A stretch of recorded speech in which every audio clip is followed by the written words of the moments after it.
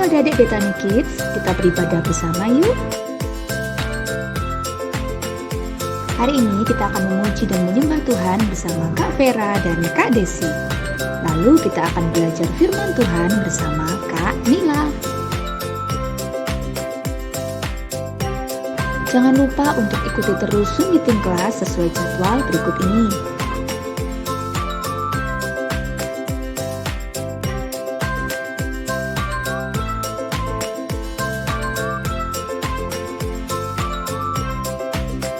Ibadah ini dapat kalian saksikan di channel YouTube Betani Kids Kota Madiun. Happy Sunday and God bless you. Shalom Betani Kids, jumpa lagi bersama Kak Vera dan Kak Desi di hari Minggu yang indah ini. Sebelum mulai ibadah, kita doa dulu yuk. Tutup tangan.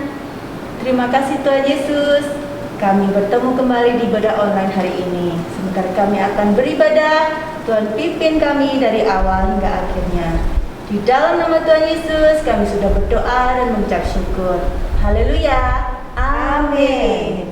Sebelum mulai ibadah, jangan lupa adik-adik untuk absen ya. Tulis nama dan kelas di kolom komentar. Dan juga ada satu pengumuman lagi adik-adik. Oh ya. Nah adik-adik yang belum ikut acara Zoom sekolah minggu, mulai sekarang sebaiknya ikut ya. Dan yang sudah ikut tetap rajin ikut, karena nanti poin kehadiran dan keaktifan adik-adik akan dicatat oleh kakak kelasnya masing-masing. Dan nanti yang mendapat poin tertinggi pada bulan Desember akan memperoleh gift yang sangat istimewa. Betul Kak Vera? Jadi kalau adik-adik ingin dapat gift yang istimewa, adik-adik harus aktif dan rajin untuk Zoom sekolah minggu tepat waktu. Betul sekali. Oke, jadi segitu saja ya Kak Vera ya pengumumannya. Kita mulai ibadah kita. Mari adik-adik kita semua bangkit berdiri.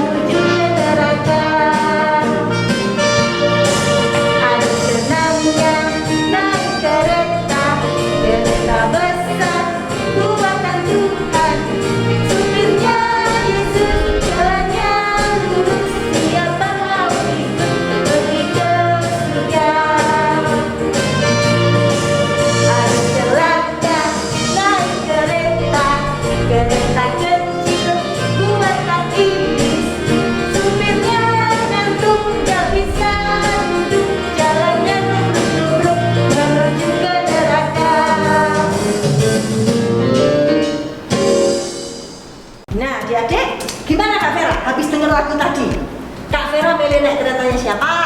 Tuhan Yesus dong pastinya. Saya juga, adik-adik juga aja. Harus dong. Enak keretanya iblis, udah kecil masuk neraka lagi.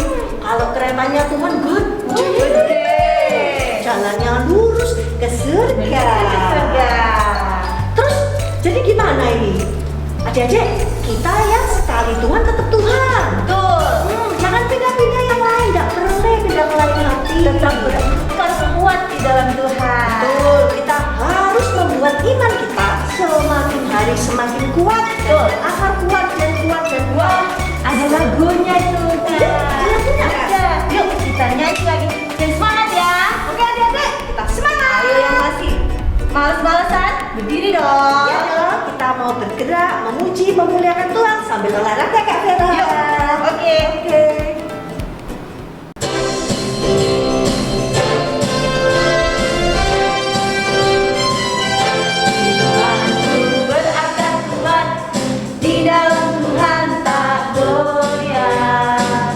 Imanku berkuasa.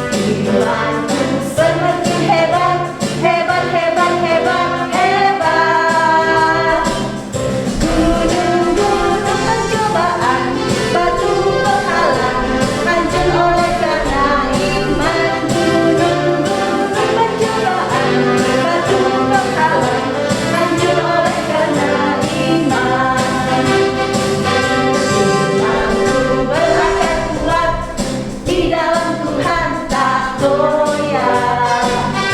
Imanku berkuasa dan memindahkan gunung. Di setiap pencobaan dan godaan dunia, di dalam Tuhan iman semakin hebat. Imanku semakin kuat, kuat, kuat, kuat, tak goyah. Imanku semakin hebat, hebat, hebat, hebat, hebat. Gunung-gunung pencobaan, batu penghalang, hancur oleh karena iman. Gunung-gunung pencobaan, batu penghalang, hancur oleh karena iman. Hancur oleh karena iman. Hancur oleh karena iman. Yeay. Masih semangat tak Kak Vera? Semangat dong. Yes. Gimana Kak Vera? Tadi kita sudah cukup olahraga ya? Betul sekali. Semua Keringetan. kelihatannya juga keringetan ini kakak-kakaknya. Yuk. Ya, saatnya kita siapkan hati, kita lebih tenang ya Kak Vera ya. Silakan duduk adik-adik. Kita Kita siapkan siap. hati kita ya, menyembah Tuhan. Sungguh-sungguh ya menyembah Tuhan ya. Percaya janjimu ajaib, terukir dalam kehidupanku. Ku berserah di dalam kekuatanmu.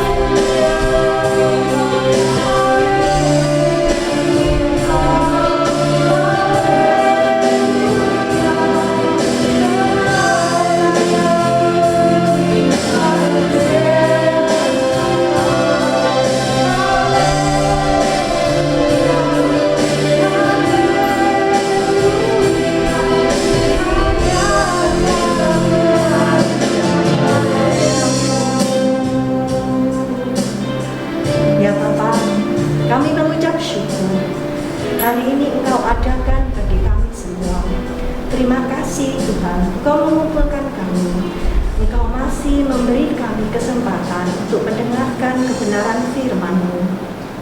Ya Bapa, beracaralah ya Tuhan dalam diri kami masing-masing. Urapilah hati kami, telinga kami, sehingga kami mendengar apa yang memang Tuhan inginkan kami dengar. Biarlah Engkau taruh pengertian dan hikmat, sehingga kami boleh mengerti kebenaran firman-Mu. Urapilah Tuhan hamba-Mu yang akan menyampaikan kebenaran firman, sehingga apa yang dikatakan bukan dari dirinya, tapi atas urapan Roh Kudus, apa yang hendak Tuhan katakan. Terima kasih ya Bapa. Dalam nama Tuhan Yesus kami berdoa dan mengucap syukur atas segala sesuatunya. Haleluya. Amin. Shalom adik-adik, ketemu lagi dengan Kak Nila ya. Kita akan belajar saat ini tentang diselamatkan karena iman ya. Coba adik-adik buka ya, bawa Alkitabnya untuk upaya kita bisa nanti untuk baca firman Tuhan ya. Diselamatkan karena iman. Sekarang Kak Nila mau tanya, apa toh artinya keselamatan ya? Kita akan baca di Yohanes 3 ayat 16 ya.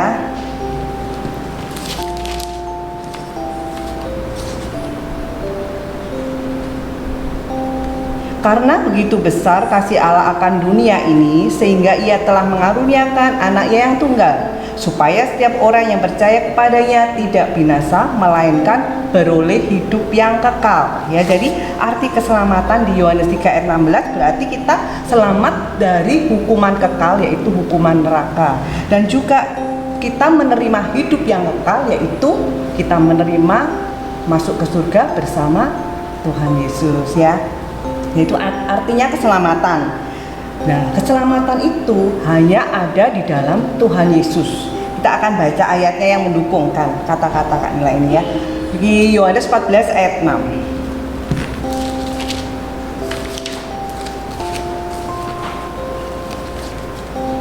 Kata Yesus kepadanya, "Akulah jalan dan kebenaran dan hidup. Tidak ada seorang pun yang datang kepada Bapa kalau tidak melalui aku." Ya, jadi jalan satu-satunya kalau kita diselamatkan hanya di dalam Tuhan Yesus. Kita baca lagi Kisah 4 ayat 12.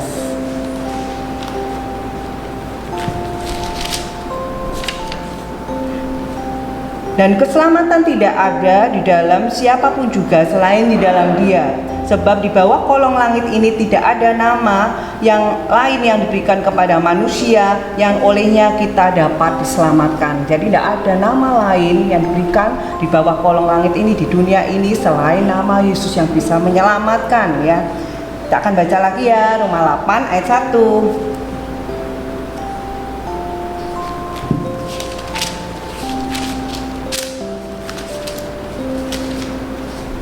Roma 8 ayat 1. Demikianlah sekarang tidak ada penghukuman bagi mereka yang ada di dalam Kristus Yesus. Jadi pada waktu kita percaya sama Tuhan Yesus, tidak ada lagi penghukuman itu ya.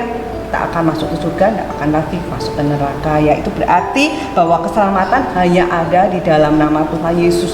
Itu ada ayat-ayatnya semua ya adik-adik ya. Bagaimana kita bisa mendapatkan keselamatan ya? Hanya melalui iman, I-M-A-N, iman kepada Tuhan Yesus ya. Jadi bukan melalui usaha kita, bukan melalui pekerjaan kita, bukan melalui kebaikan kita, kepandaian kita ya, atau mungkin kita rajin doa, atau kita rajin ke gereja, bukan seperti itu ya. Tetapi keselamatan hanya diperoleh dari iman kepada Tuhan Yesus ya. Kita sebentar kita lihat ilustrasi ya. Apakah kamu pernah mendengar cerita tentang surga? Surga adalah tempat yang indah, tempat yang menyenangkan. Tuhan ada di surga dan Tuhan ingin kita semua pergi ke surga suatu hari nanti. Tentunya kamu ingin masuk surga, bukan? Bolehkah saya bertanya? Apakah kamu yakin pasti masuk surga? Apakah alasan Tuhan mengizinkan kamu masuk ke surga? Banyak orang berkata, kita harus taat kepada orang tua, rajin beribadah, rajin berdoa, rajin berbuat baik, dan lain sebagainya. Tapi harus baik apa?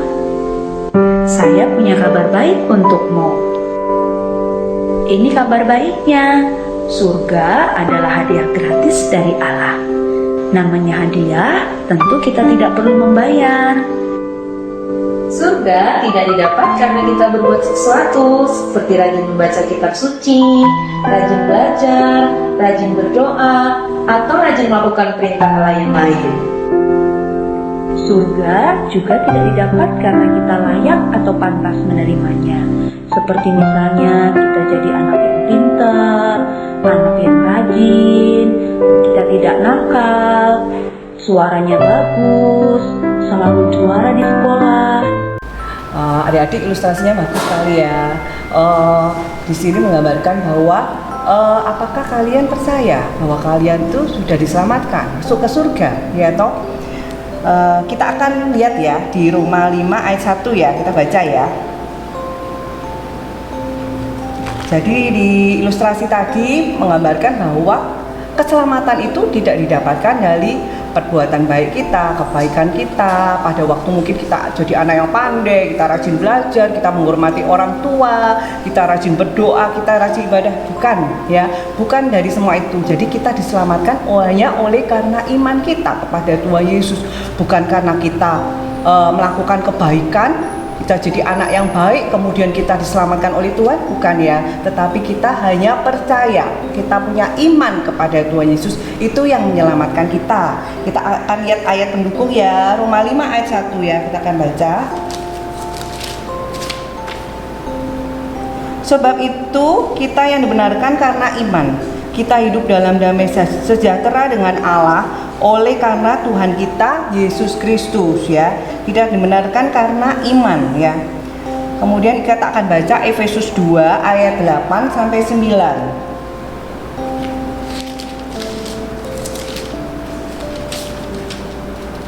Efesus 2 ayat 8 sampai 9. Sebab karena kasih karunia kamu diselamatkan oleh iman.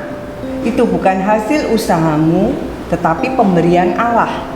Itu bukan hasil pekerjaanmu. Jangan ada orang yang memegahkan diri. Jadi keselamatan itu diberikan gratis kepada Tuhan untuk kita. Tetapi gimana caranya kita bisa selamat? Yaitu dengan iman, bukan dengan perbuatan kita ya. Oh, aku mau rajin kerja, aku mau berdoa supaya diselamatkan, bukan. Tapi pada waktu kita percaya kepada Tuhan Yesus sebagai Tuhan dan Juru Selamat, itulah keselamatan sudah ada dan diberikan Tuhan kepada kita ya.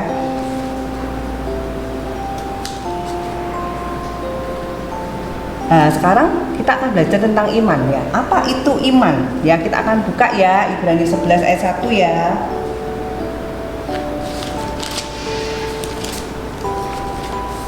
Iman adalah dasar dari segala sesuatu yang kita harapkan dan bukti dari segala sesuatu yang tidak kita lihat.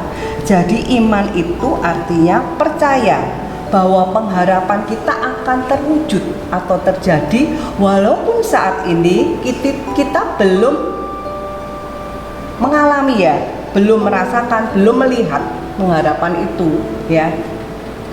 Jadi iman itu ya artinya percaya ya, walaupun belum terjadi, pengharapan kita belum terjadi atau terwujud ya, walaupun belum terlihat ya. Itu artinya iman. Dan iman yang betul adalah iman yang percaya kepada Tuhan Yesus ya adik-adik ya. Kalau kita percaya kepada Tuhan Yesus, kita iman yang benar itu iman yang percaya kepada Tuhan Yesus. Dimana kalau kita percaya kepada Tuhan Yesus saja, iman yang kepada Tuhan Yesus saja, kita bisa diselamatkan.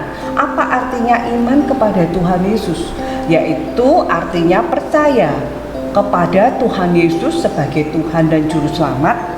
Dan juga yang kedua, percaya akan janji-janji Tuhan, yaitu berarti kita punya iman kepada Tuhan Yesus ya.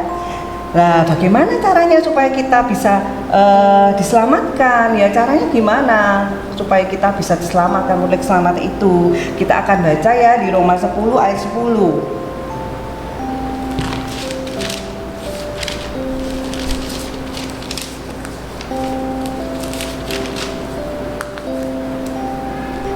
Karena dengan hati orang percaya dan dibenarkan, dan dengan mulut orang mengaku dan diselamatkan. Jadi dengan hati kita percaya dan dibenarkan. Dengan mulut kita mengaku dan diselamatkan. Dengan hati kita percaya dan dibenarkan. Dengan mulut kita mengaku dan diselamatkan. Jadi pada waktu kita percaya dalam hati kita dan mulut kita mengaku bahwa Tuhan Yesus adalah Tuhan dan selamat kita sudah diselamatkan oleh Tuhan. Kita dapat memperoleh hidup yang kekal di surga bersama Tuhan, ya. Luar biasa ya adik-adik ya. Jadi rumusnya gini ya adik-adik ya. Anugerah keselamatan itu diberikan Tuhan gratis ya. Anugerah keselamatan ditambah dengan iman, IMAN, hasilnya adalah keselamatan. Keselamatan maksudnya kita memperoleh hidup yang kekal di surga bersama Tuhan, ya. Jadi itu ya, luar biasa ya, anugerah keselamatan. Jadi gratis dari Tuhan, anugerah keselamatan ditambah iman kita memperoleh keselamatan dari Tuhan, yaitu hidup yang kekal bersama Tuhan di surga, ya. Nah sekarang kita mau tanya ya, di dalam Kak Ida mau tanya ini, bagaimana sih cara memperoleh iman, ya? Sumber iman itu dari mana ya Kak? Iman itu diperoleh dari Tuhan, ya. Kita akan baca di Roma 12 ayat 3 ya.